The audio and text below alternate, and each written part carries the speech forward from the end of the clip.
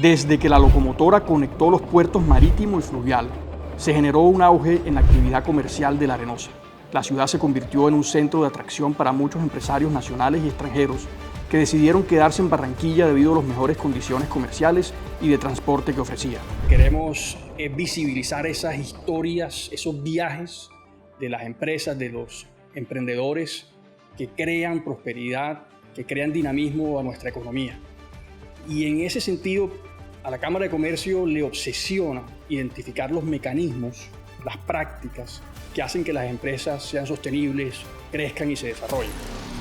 La persona que es innovadora viene con un pensamiento diferente, es un pensamiento de buscar las soluciones, de poder transformar. No tienes que ser ingeniero, simplemente darte cuenta de cuál es la necesidad. Años después, Barranquilla sigue siendo una ciudad en movimiento.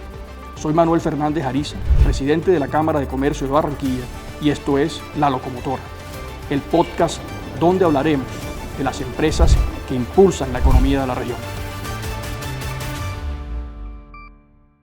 Bueno, es un gusto tener hoy en día con nosotros a César Carriazo, director científico de la Clínica Carriazo, investigador, innovador, emprendedor, un líder en todo sentido. Un gusto tenerte con nosotros, César. Muchas gracias, Manuel. Es un placer estar aquí, compartir contigo. Este espacio le hemos denominado locomotoras. Un poco lo que queremos es visibilizar esas historias, esos viajes de las empresas, de los emprendedores que crean prosperidad, que crean dinamismo a nuestra economía.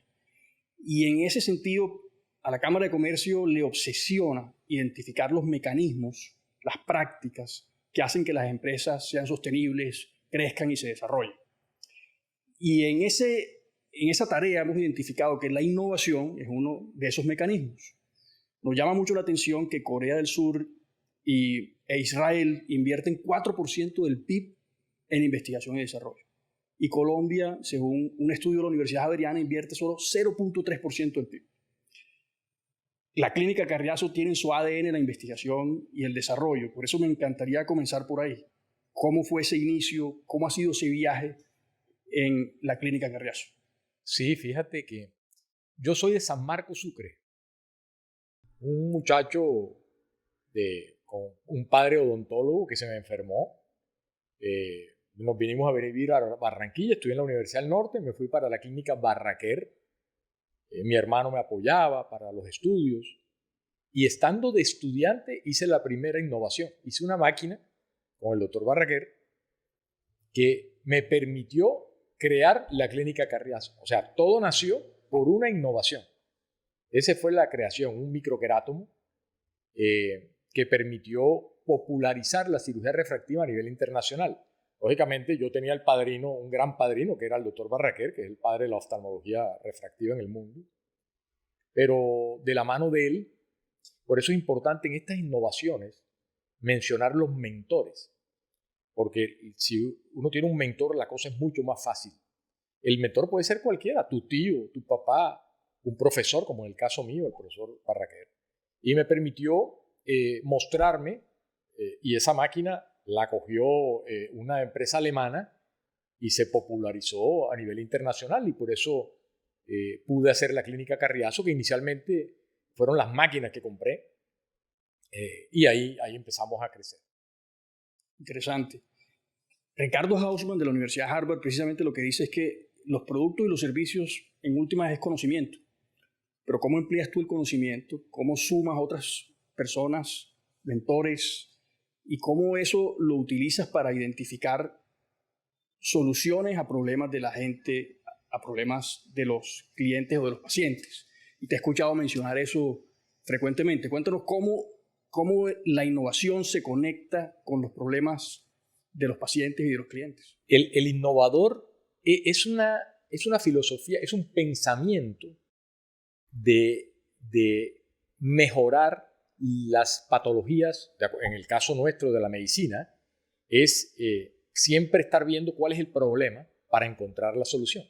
Pero el innovador tiene que tener un pensamiento diferente al médico, en nuestro caso, a los médicos tradicionales. Hay gente que no le gusta la innovación, no le gusta investigar, simplemente ejercen su profesión y ya. La persona que es innovadora viene con un pensamiento diferente. Es un pensamiento de buscar las soluciones, de poder transformar. No tienes que ser ingeniero, simplemente darte cuenta de cuál es la necesidad. Los libros dicen unas cosas que están escritas hace años y resulta que muchas de ellas no son ciertas. Simplemente eran teorías que trascendieron a través de la historia y que nos hemos dado cuenta que no eran así.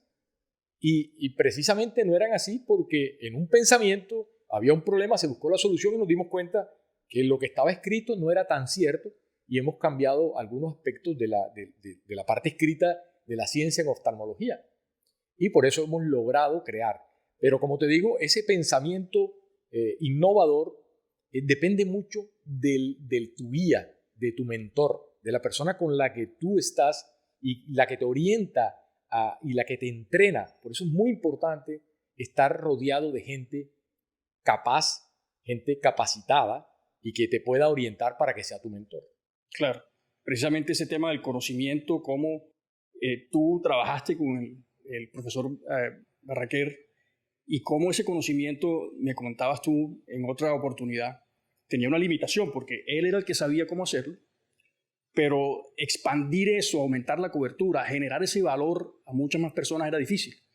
Y a partir de ese momento, cuando tú empiezas a trabajar con él, empiezas a ver opciones con desarrollos tecnológicos, expandir ese valor y entregarlo a muchas más personas. Cuéntanos un poco acerca de eso. Así es que el doctor Barraquer era el único que podía hacer esas cirugías, porque él tenía una tecnología que era casi manejar un avión, era un torno mecánico, unas cosas, y lo que nosotros hicimos fue hacer unas máquinas mucho más sencillas, mucho más versátil, mucho más precisa, que permitió que cualquier persona en el mundo, cualquier otro oftalmólogo la hiciera.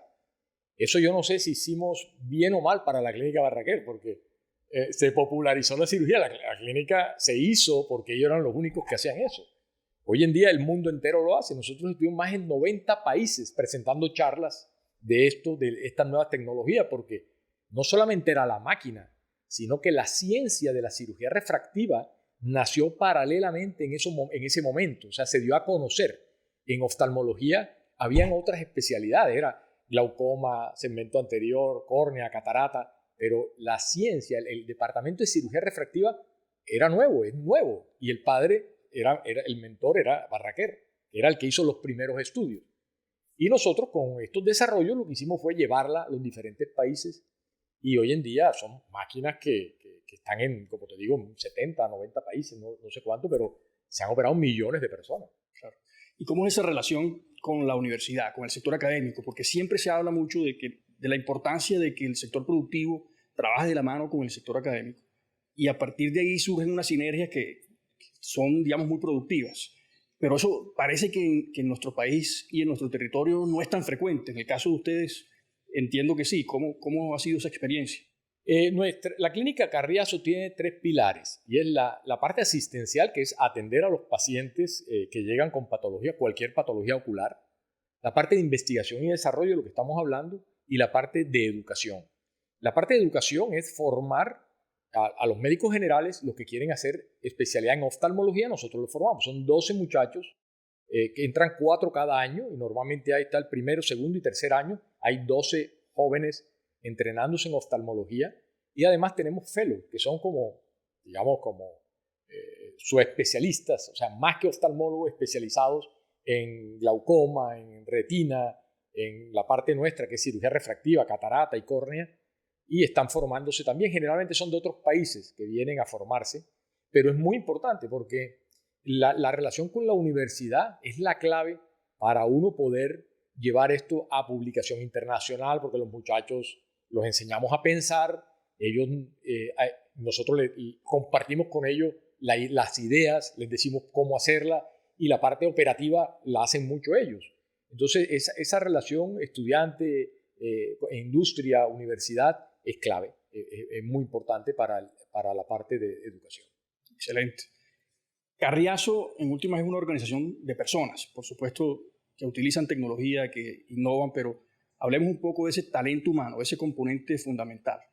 ¿Cuántas personas trabajan en la clínica y qué los mueve? ¿Cuál es ese combustible que impulsa el viaje?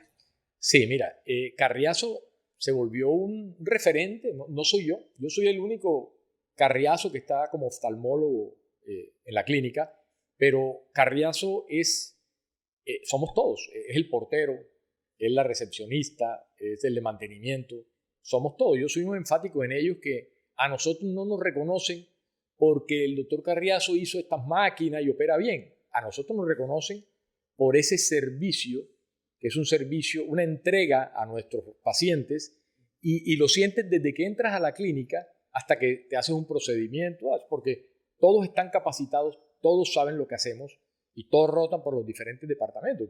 El portero sabe de todo, todos saben de todo, todos están capacitados. En la clínica, por ejemplo, le decimos, no le digas tú, dígale usted al señor, porque hay que guardar cierto respeto con el señor. Guarde siempre serio, porque el señor viene con una dolencia. Y entonces eso lo tienen que aprender. Y también a sonreír, a estar contentos. Invertimos mucho, como dices tú, en el talento humano. La parte de recursos humanos es muy, muy importante para nosotros.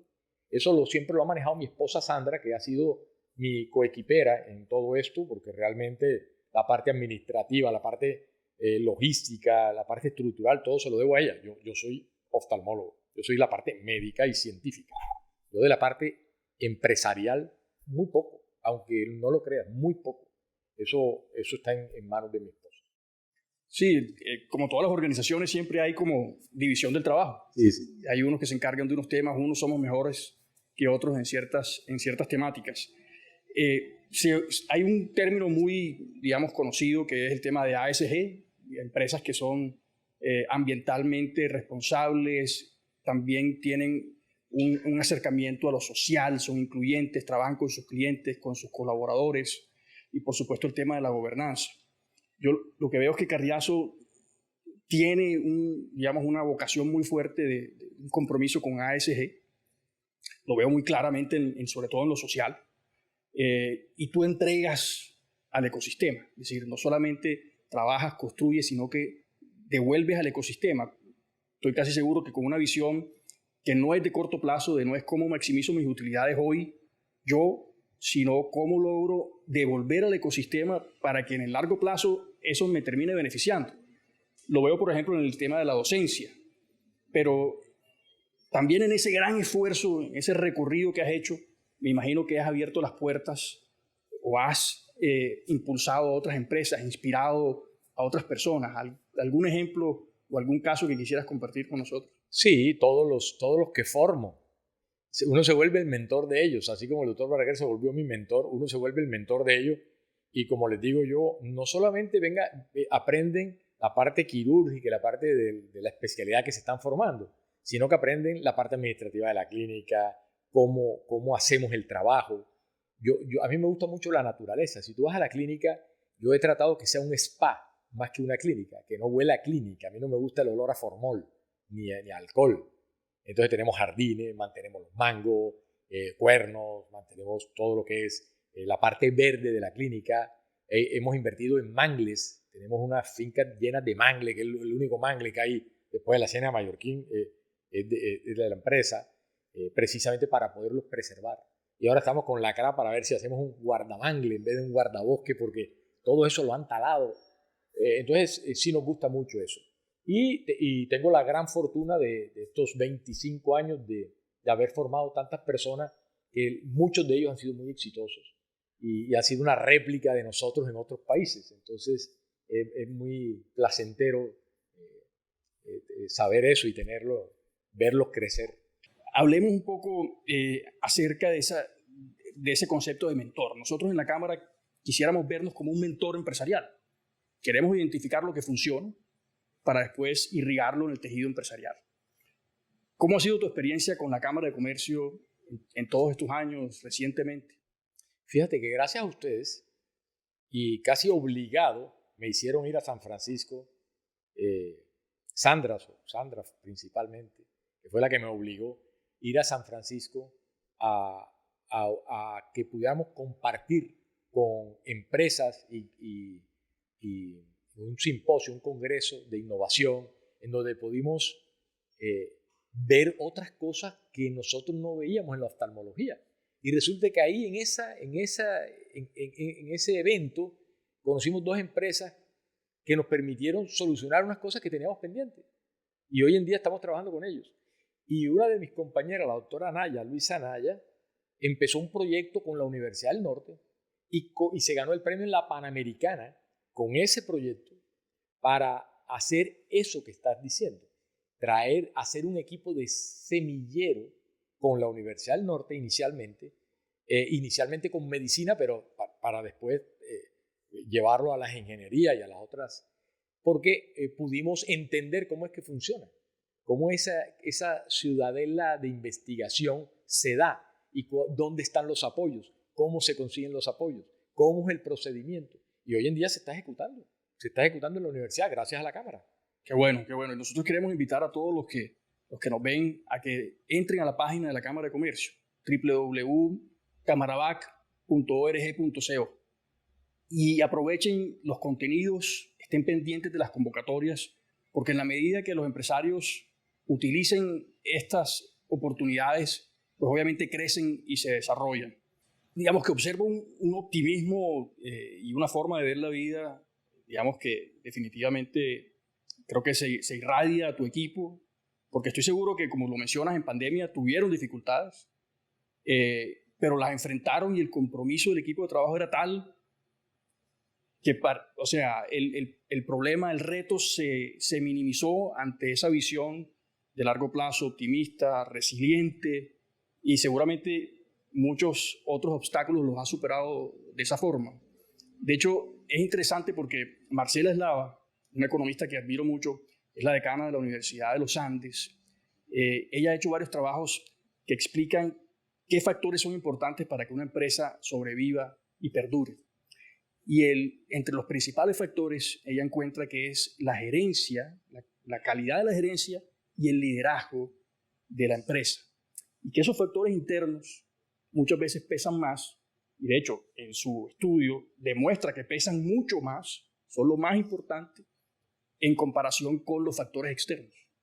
Entonces, si hay desaceleraciones de la economía, si hay incertidumbre, si la demanda baja o sube, eso en últimas termina pesando menos que la capacidad gerencial interna y el liderazgo interno. Y yo creo que en lo que nos cuentas, yo creo que se demuestra mucho de lo que dice Marcela. Así es, así es. Hay que reinventarse. Las dificultades te tienes que reinventar. ¿Y qué mejor reinventada que tus trabajadores, tus colegas estén contigo? Entonces, la inventada es fácil porque todos estamos unidos. Y si todos estamos unidos, empujamos el camión, empujamos el carro de mejor forma. Y de eso se trata.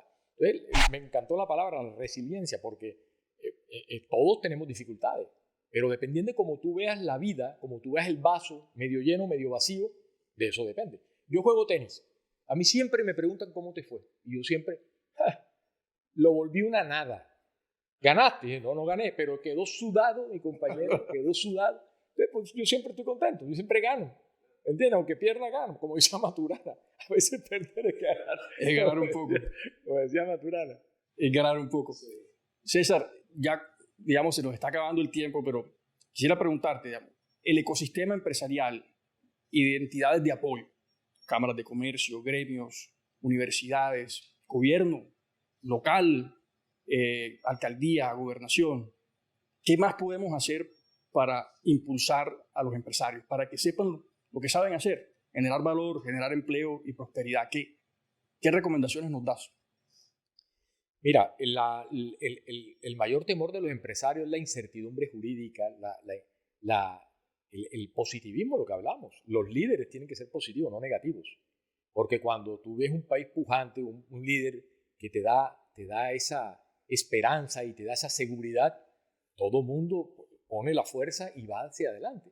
Pero cuando tú tienes un líder negativo o tienes una incertidumbre en el país, se frena todo. El que quiere construir algo dice, vamos a esperar que se vaya este gobierno o esperemos que la situación mejore para hacer la inversión. Y eso frena la economía, frena a todo el mundo.